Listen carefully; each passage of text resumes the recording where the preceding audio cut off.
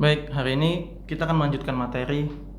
Ini gabungan ya materinya FPB dan KPK. Namun sebelum ke materi utama, yang mesti kita pahami dulu adalah bilangan prima gitu ya. Karena nanti mainnya di FPB sama KPK itu kan faktorisasi prima itu kalau di kita ingat pelajaran SD gitu ya. Jadi kita harus tahu dulu definisi bilangan prima. Kalian buka di halaman 44, di situ ada ya definisi bilangan prima. Bilangan prima ya, suatu bilangan bulat P lebih dari 1 yang tidak mempunyai faktor positif kecuali 1 dan P disebut bilangan prima. Nah, itu definisinya. Adapun bilangan bulat yang lebih besar dari 1 dan bukan bilangan prima disebut bilangan komposit atau lawannya prima. Gitu ya. Jadi kalau bilangan prima kalian pasti sudah hafal itu ya. 2, 3, 5, 7, 11 dan seterusnya. Bilangan komposit berarti selain prima tadi 4, 6, 8, 9, 10 dan seterusnya. Ya itu pasti bisa sudah ya. Nah, dari definisi itu ada teoremanya yang berkaitan mengenai bilangan prima itu. Ya, teorema pertama. Setiap bilangan bulat n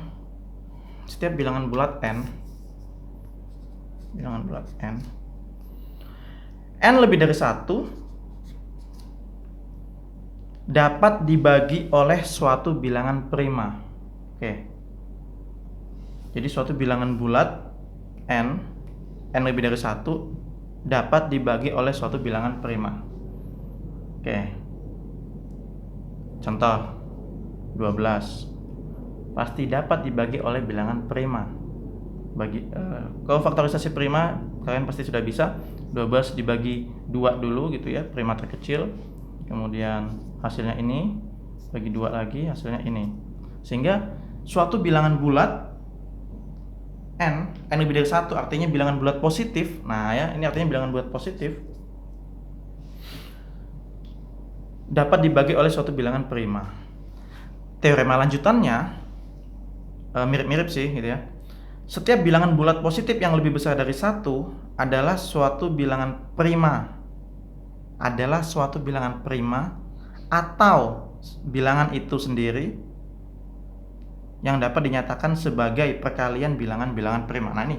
Jadi 12 dapat kita nyatakan sebagai perkalian bilangan-bilangan prima. Jadi 2 dikali 2 dikali 3. Gitu. Itu maksud dari teoremanya. Ada di halaman 47. Ya, ini penjelasan lebih detailnya. Atau yang lain ya. Berapa ya? 27.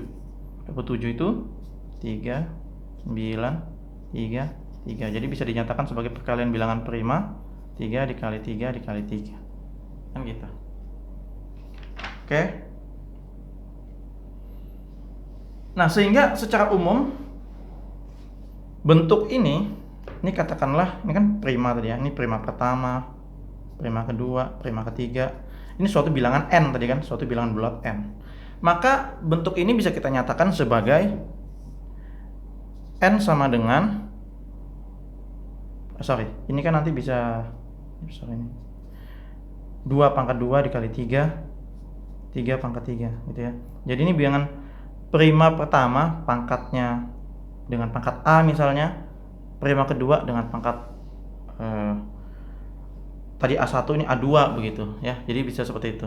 Sehingga bentuk ini bisa kita notasikan sebagai 12 itu bisa kita nyatakan sebagai n atau suatu bilangan bulat tadi, bilangan bulat positif n sama dengan perkalian bilangan prima ya. Berarti P1 bilangan prima dengan pangkat A1 dikali P2 dengan pangkat A2 dikali P3 dengan pangkat A3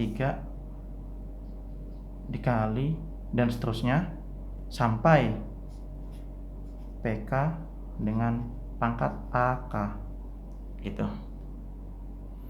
Nah, inilah yang dibilang representasi n bilangan bulat tadi, representasi n sebagai hasil kali bilangan-bilangan prima atau biasa di dalam konsep teori bilangan biasa disebut sebagai bentuk kanonik. Bentuk kanonik dari N. Nah, ingat.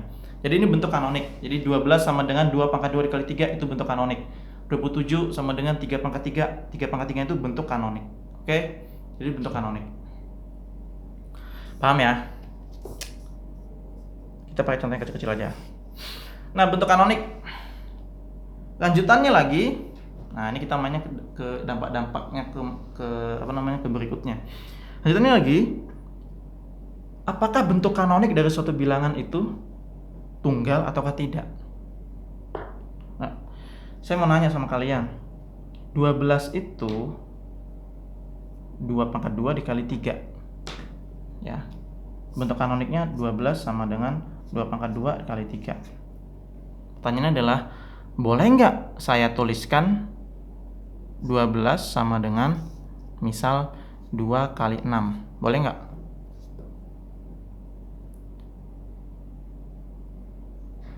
Kalau secara perkalian, bentuk perkaliannya memang 12 itu 2 kali 6. Namun kita kembali ke teorema, ya. Dimana tadi suatu bilangan bulat positif dapat dinyatakan sebagai perkalian bilangan-bilangan prima. Ingat ya, perkalian bilangan-bilangan prima. Pertanyaannya adalah 6 itu prima apa enggak? Nah, kan gitu. Pak, berarti 12 sama dengan 1 kali 12 enggak bisa juga. Iya, ini bukan prima, ini bukan prima. Jadi bentuk kanonik itu pasti tunggal. Nah, ini doang. Jadi bentuk kanonik pasti tunggal. Itu definisinya, ya. Di halaman 48. Makanya dinyatakan di situ bentuk N sama dengan prima 1 pangkat A1 dikali P2, ya, atau prima 2 pangkat A2 dan seterusnya, disebut representasi N sebagai hasil kali bilangan-bilangan prima. Bentuk ini disebut sebagai bentuk kanonik dari N. Oke. Ya, bentuk kanonik dari N. Jadi tunggal. Itu. Begitu pula 27, ya. Tunggal juga. Bentuk kanoniknya tunggal. Oke. Lanjut. Nah, sekarang ini pertanyaan lanjutan dari video sebelumnya. Kalau di SD, ini contoh misalnya ada soal. Tentukan FPB dari yang kecil aja ya. 8 dan 12. Maka cara kita pasti yang paling mudah faktorisasi prima, atau pakai cara yang paling sederhana, mencari faktor-faktornya dulu kemudian cari yang sama, atau dengan cara sengkedan, ya, untuk cara pelajaran kelas 5 atau kelas 6 ya. Untuk menjelang UN tuh biasanya dikasih cara trik begitu, sengkedan. Kita pakai cara faktorisasi prima aja. 8 berarti 8 itu 2 pangkat 3. 12 sekarang 6 bagi 2, 3. Berarti bisa dinyatakan 2 pangkat 4 kali 2 pangkat 2 kali 3. FPB, nah biasanya nih, ini pelajaran SD ya. FPB dari 8 dan 12, kita cari pangkatnya yang sama. Ini dan ini. 3-nya nggak sama kan, nggak ada kan, berarti ini aja. Habis itu yang dipakai adalah yang terkecil atau pangkat yang terendah. Jadi jawabannya 2 pangkat 2 sama dengan 4. Gitu. Pertanyaannya adalah kenapa pakai yang kecil gitu kan? Begitu pula KPK. Misalnya KPK dari 8 dan 12, KPK. Kalau KPK sama caranya, namun kita menggunakan pangkat yang tertinggi, berarti 2 pangkat 3, dan juga bilangan lainnya yang ada di situ 3. Nah, berarti 24. Pertanyaannya adalah kenapa pakai yang pangkat terbesar? Ini pangkat terkecil, ini terbesar, dan bilangan lainnya yang tidak kembar gitu ya. Misalnya ada 3, ada 5, ya dipakai itu. Pertanyaannya adalah kenapa? Nah, ternyata kita bedah nih di mata kuliah teori bilangan. Ada tuh teorema-teoremanya gitu. Ya. Kalian bisa buka di halaman 49. Ada teoremanya. Pertanyaan adalah kenapa teorema itu tidak diajarkan di SD gitu kan? Sekali lagi, seperti yang saya sampaikan di kelas beberapa waktu yang lalu, kita mengajar siswa SD, SMP, atau SMA kan tentu disesuaikan dengan tahapan atau tingkatan berpikirnya. Kalau kita kasih teorema, ini anak SD kelas 4, ya kepalanya mendidih gitu ya, kasihan. Jadi makanya yang diberikan adalah sifat-sifat praktis seperti ini. Pangkat terkecil, pangkat terbesar, bilangan lainnya, seperti itu ya, yang praktis-praktis. Tidak teoritis atau yang kita bedah saat ini.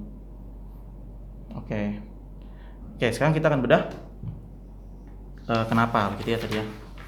Contohnya 8 dan 12. 8 dan 12. Oh iya, sebelum kita bedah, kalian harus tahu dulu notasinya. Kayak di Excel gitu ya. Kalau di Excel kan begini nih. Jadi kita harus tahu dulu notasi ini. Min dari suatu bilangan XY atau max dari suatu bilangan XY. Jadi ini nilai minimum dari X dan Y, sedangkan ini nilai maksimum dari X dan Y. Kalau di Excel kan sama tuh, ini ada suatu tabel, kemudian ada nilai, kemudian kalian cari nilai minimum, kan pasti rumusnya begini, min kemudian di blok misalnya C5 sampai C berapa, begitu kan. Begitu pula maksimum. Jadi sama konsepnya. Nah, kalian harus paham ini dulu, min max ya. Contoh, min dari 7 dan 2 adalah 2, karena nilai yang lebih kecil kan 2.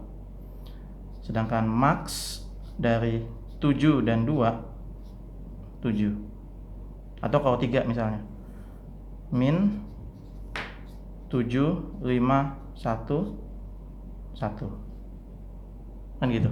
Max misalnya ada kembar 0, 0, 1, maka jawabannya 1 kan gitu ya. Oke, itu dulu. Nah, sekarang kita ke contoh. Misalnya tadi ya, bentuk kanonik dari suatu bilangan bulat 8. Tadi contohnya ya, soalnya misalnya tentukan FPB dan KPK dari 8 dan 12. Kita nyatakan sebagai bentuk kanonik 8 sama dengan tadi kita lihat ya, 2 pangkat 3. Sedangkan 12 sama dengan 2 pangkat 2 dikali 3. Bentuk ini bisa kita nyatakan sebagai tadi bentuk kanonik ya. Misalnya M sama dengan P1 pangkat A1. Sedangkan ini N sama dengan P1 A1 kali P2 A2. Itu dulu ya. Nah, sekarang apa kaitannya, bagaimana cara ngerjainnya dengan menggunakan teorema yang ada? Contoh tadi 8 dan 12. Maka FPB dari 8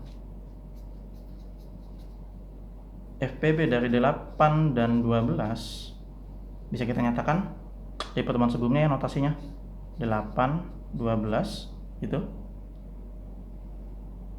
sama dengan prima pertama. Nah, kan prima pertama atau yang sama tadi dipangkatkan min.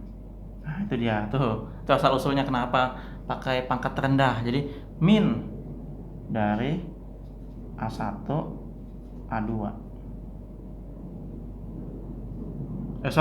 A1 ini ini B1 ya.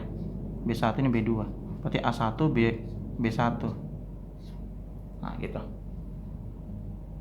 Dikalikan misalnya ada bilangan prima lain P2 min A2 B2. Nah, kayak gitu. Mungkin kan bertanya, Pak, yang 8 ini cuman primanya 2 aja. Gimana prima yang keduanya? Ini bisa kita nyatakan juga P2 A2. Atau bisa kita nyatakan 2 pangkat 3 dikali 3 pangkat 0. Ini 3 pangkat 1. gitu. Ya, jadi bisa kita nyatakan sebagai itu. Sehingga FPB-nya adalah P1-nya adalah ya. Jadi kan 2 pangkat 3 itu kan, 2 pangkat 3 kali 3 pangkat 0, 2 pangkat 2 kali 3 pangkat 1, sehingga 2 pangkat min dari 3 dan 2 ya kan, kali 3 pangkat min 0 dan 1. Hasilnya adalah 2 pangkat, berapa minimumnya? 2, minimumnya 0. Sehingga 4 kali 1 dengan 4. Sama ya. Jadi FPB-nya 4. Kayak tadi tuh, kayak cara biasa. Begitu pula KPK, sama aja caranya ya. KPK dari 8 dan 12. Notasinya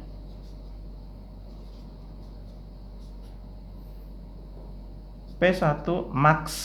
Nah, A1 B1 P2 max,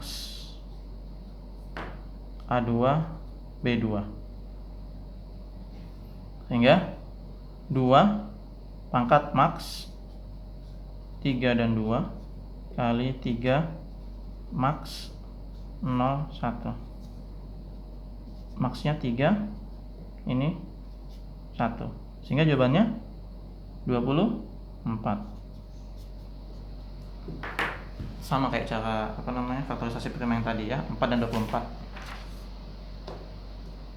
Ya, jadi itu ya. Jadi ini asal usulnya gitu ya. Kenapa pakai ada trik pas kita zaman SD itu diajarin pakai pangkat yang sama dicari pangkat yang terkecil, cari pangkat yang terbesar gitu. Teoremanya seperti ini. Ada di halaman 48 49. Nah, seperti itu. Tidak hanya 2 bilangan, bisa juga 3 bilangan. Nanti tinggal dijajarin aja ya. Jajarin aja 8, 12, 24 misalnya. Artinya P1, P2, P3, P4 bisa aja banyak gitu ya. Bahkan bisa bilangan yang besar. Ya. Contoh. Yang besar ya. Tentukan KPK. Tentukan FPB dan KPK dari berapa ya? 198 terus 216 252. Wih, lumayan gede nih angkanya. Kalian cari dulu 198 bentuk kanoniknya.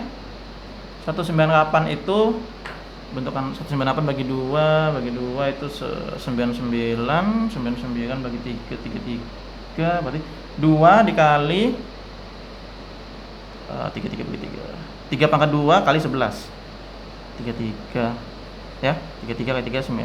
Oke. Terus 216 bagi 2 216 bagi 2 108 bagi 2 ini pasti 108 bagi 2 54 bisa 2 pangkat 2 50 bagi 2 27 berarti 2 pangkat 3 dikali 27 itu 3 pangkat 3 berarti 2 pangkat 3 dikali 3 pangkat 3. Oke, 216 itu 2 pangkat 3 dikali 3 pangkat 3. Oh ya, ini jangan lupa ditulis pangkat 1. Nah, pangkat 1 juga. Nah, ini Pak gimana? Nggak ada lagi prima ketiganya. Kita bikin sama supaya ada prima 1, prima 2, prima 3. Maka kita tuliskan di sini 11 pangkat 0. 11 pangkat 0, 1 ya kan? Terakhir 252. 252 bagi 2 126 bagi 2 63 itu nggak bisa. Berarti 2 juga, 2 pangkat 2. 63 bagi 3, 21 bagi 3. 3 pangkat 2 7. Wah, sorry. Ini ada 7 nih. Berarti ini jangan dulu nih. Nanti dulu nih. Berarti ini 7 pangkat 0 kali 11 pangkat 1. 7 pangkat 0 kali 11 pangkat 0. 1 kali 11 pangkat 0. Nah, jadi ada 4 prima berjajar. Nah, itu dulu. Ya, kalian harus teliti di situ. 4 bilangan prima berjajar. Ya. Sehingga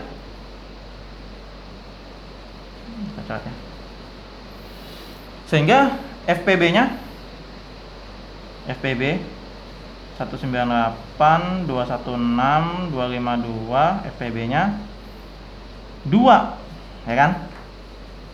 Pangkat minimum dari 1,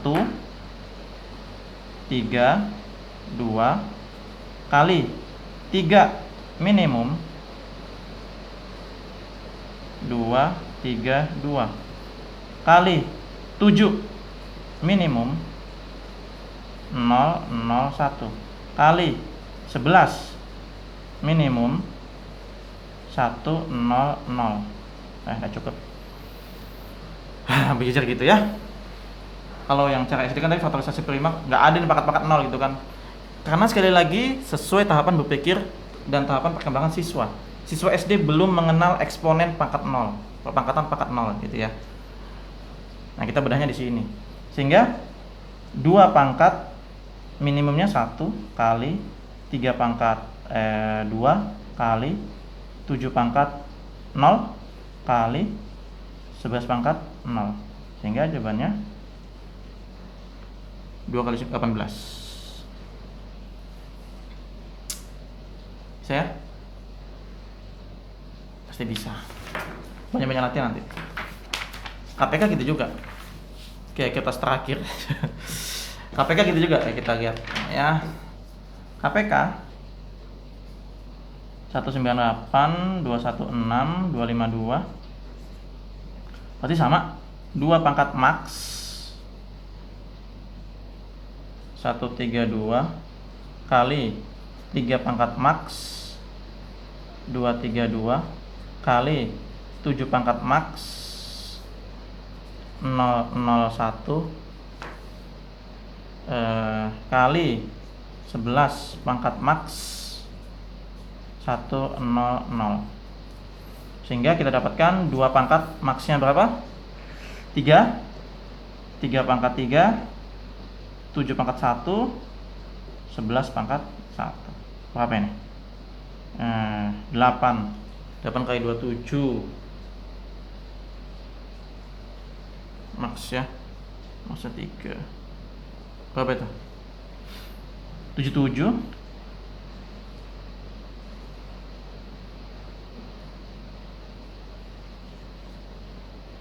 27 kan kali 8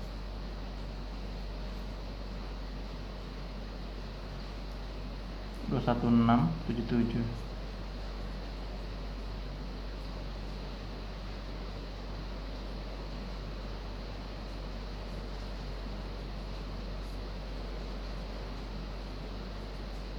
Nah itu, semoga hitungannya benar ya. Ya seperti itu KPK-nya. Nah jadi konsepnya atau teoremanya seperti itu ya. Jadi bisa juga 4 dan seterusnya gitu ya bilangannya. Jadi ingat-ingat konsepnya adalah bilangan prima ya, bentuk kanonik ya, bentuk kanonik dari suatu bilangan, yakni perkalian bilangan-bilangan prima dengan pangkatnya. Nah, kemudian disamain tuh primanya sebanyak apa sih. Kalau ada 4 prima ya bikin 4, sisanya pangkat 0, pangkat 0, pangkat 0 begitu. Ini namanya, mungkin kalian bertanya, Pak 198 itu kan tadi 2 dikali 3 pangkat 2 dikali 11, nggak ada 7. Ingat, di sini hanya mengubah bentuk tapi tidak mengubah nilai. 7 pangkat 0 kan 1, jadi sama saja gitu ya. Seperti itu. Oke, paham ya? Cukup materi hari ini, semoga bermanfaat. Video-video selanjutnya nanti kita akan belajar mengenai fungsi tau atau fungsi sigma, fungsi tau dan fungsi sigma ya. Oke, sampai jumpa di video selanjutnya.